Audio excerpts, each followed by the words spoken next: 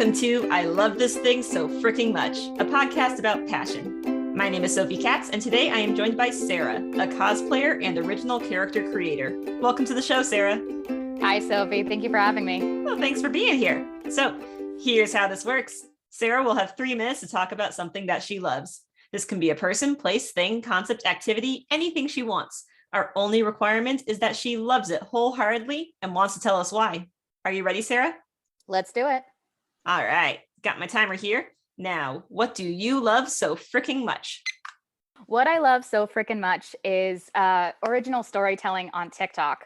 But in order to kind of explain it, I think we need to kind of break down its components. I'm going to go out on a limb and say that most people know what TikTok is, but just in case, it's a social media platform where people can share videos, usually on average about a minute long. It could be a homemade video, a highly edited video, anything in between. But with any social media platform, the more you interact with certain content, the more you're going to see of that content. If you interact with more cooking content, you're going to see more cooking videos. If you interact with more gaming content, you're going to see more gaming videos. And if you interact with more cosplay content, you're going to see more cosplay content. Cosplay being the art of dressing up as your favorite characters in a certain fandom. And there is a subcategory of that called an original character, where you can dress up as a character of your own creation from a certain fandom, or even one just of your own creation that doesn't necessarily have to go with a story.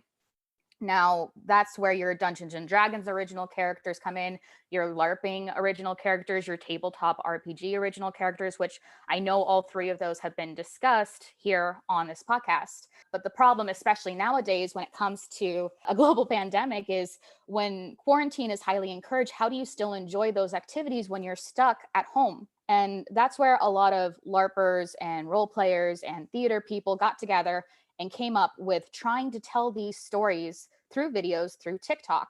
So you would dress up as your original character and make videos and edit them to post through the platform. It could just be telling the story of your character. It could be making prompts so people can interact with your character, or even just collaborating with other people and their original characters in order to tell a story and kind of create these mini fandoms in a way. I've been a part of so many stories where over time, we just start creating our own little worlds and our own little inside jokes. And because of the magic of video media, I'm able to interact with people from across the country and across the world, and being able to meet with them on a personal level as well as a creative level. You don't necessarily have to have the experience of LARPing or roleplay or Dungeons and Dragons to start this.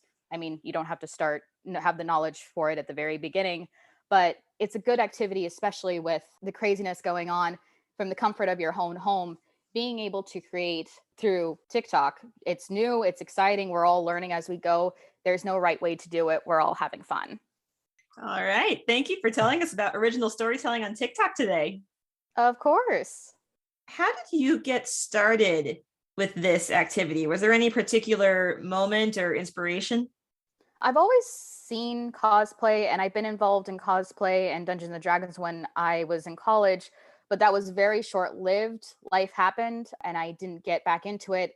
When everything kind of came crashing down at the start of the pandemic, I think I was part of the surge of a lot of people joining TikTok around March of 2019, I want to say. And I was thinking, oh, that's a perfect opportunity because I saw a lot of cosplayers posting their cosplays on TikTok, that maybe I can get involved in it again. Mm-hmm. And that's when I stumbled upon my first original storytelling experience. I saw people interacting on a certain story about basically an apocalyptic version of fairy tales. And I thought that was so cool, but I was too scared to join because they were in the middle of the story. I didn't want to interrupt, but that's when I came across my first tag that I interacted with. And I thought, you know what, why not? So I found something from my closet. I ended up filming in my closet with no fancy effects or lights or anything like that. And they've kept me here ever since. What was the story that you interacted with, or the prompt that you interacted with at first? So the story is called Element Allies. It was created by Frickle Frackle Marco, and it is an environmentalist tag that focuses on basically elementals or element spirits fighting back and trying to redeem the planet from humans who have affected it through pollution, global warming, trash, and all of that stuff. The character that I created was a air elemental. I'm still playing her to this day. It's been a little over a year. Hmm. And she focuses on the autumn winds. And I went in, like I said, I didn't have any fancy costumes or makeup. I didn't have any fancy dresses. I thought that I was way underdressed when I started performing as her and presenting her to this story and telling her story through this world. But she became instantly loved. And actually, Frickle Frackle Marco duetted one of my videos and responded to one of my prompts. And that was when I realized, oh, this is actually happening. Something's going on here. So, like I said, I've been here ever since, and I met some amazing creators along the way.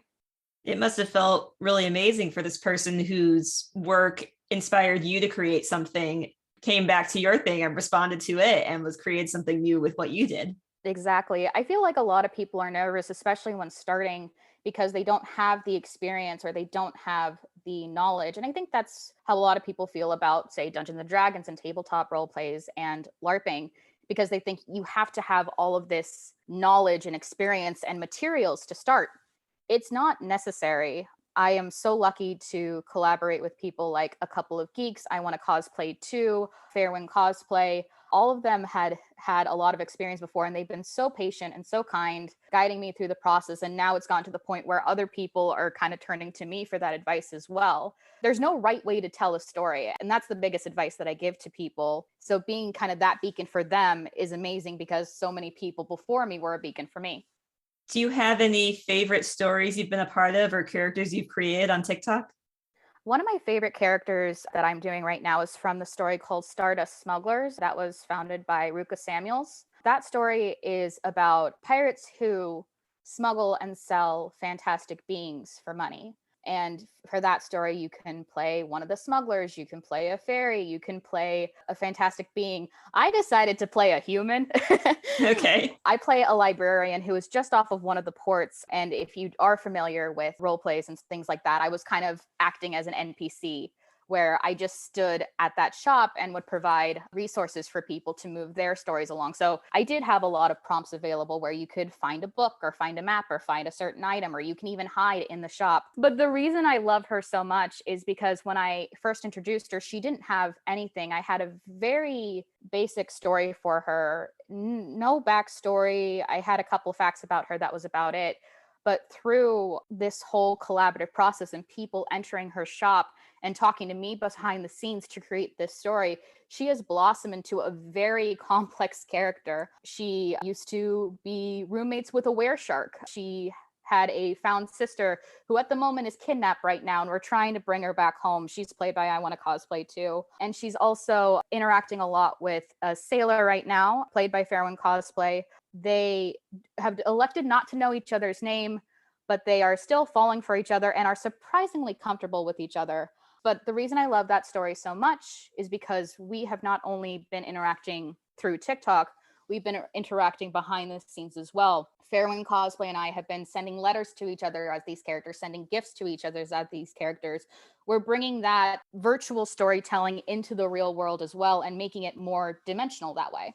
This story, it sounds like it's become a real friendship between you, not just a fictional thing. Absolutely. I think, especially with any sort of creative outlet, you grow a connection with the people that you work with because you are trusting them with a character that you care so much about. So I have had the pleasure of meeting a lot of these people outside of the virtual world.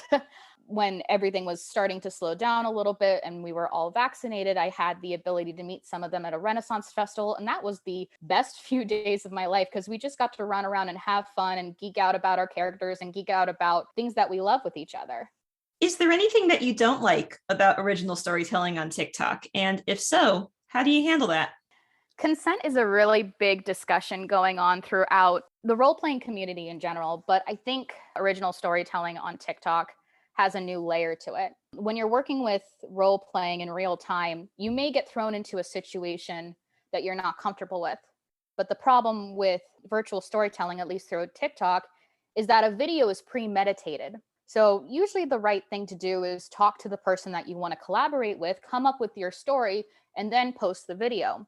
But what happens if somebody posts a video saying, oh, by the way, I'm your character's sister, or by the way, I'm going to attack your character for no reason, or by the way, your character loves me. Yeah, you didn't agree to it, you didn't consent to this, and now the person receiving the video is now in an uncomfortable position on how to handle that. The big thing is just communication is key. It's in the real world. Sophie, you and I have known each other for a couple of years now, but if I never met you before and went up to you and started talking to you like we've known each other since we were babies, you probably would never want to talk to me again. It'd be a little awkward, yeah. It's just a tiny bit. The same goes with collaborative storytelling. Don't assume what the other character thinks of you. Just talk it out. Come up with something. And if they say no, that's fine. You can go to somebody else and have a different interaction, and that could be even better than the one that you thought of before. Sarah, thank you so much for telling us about something you love today. Thank you for having me, Sophie. And thank you, our listeners, for tuning in today. If you would like to learn more about original storytelling on TikTok or our guest, Sarah, you can find her social media information in the episode description. And don't forget to use the hashtag #LoveThisThingCast to tell us about the things you love. I Love This Thing So Fricking Much is a production of Through the Window Media. This episode was directed and edited by Sophie A. Katz. You can find us at Through the Window on Twitter, Facebook, Instagram, or Tumblr. That is THROU the Window at all those social media sites. Be good to yourself, be kind to each other, and you'll hear from us again soon.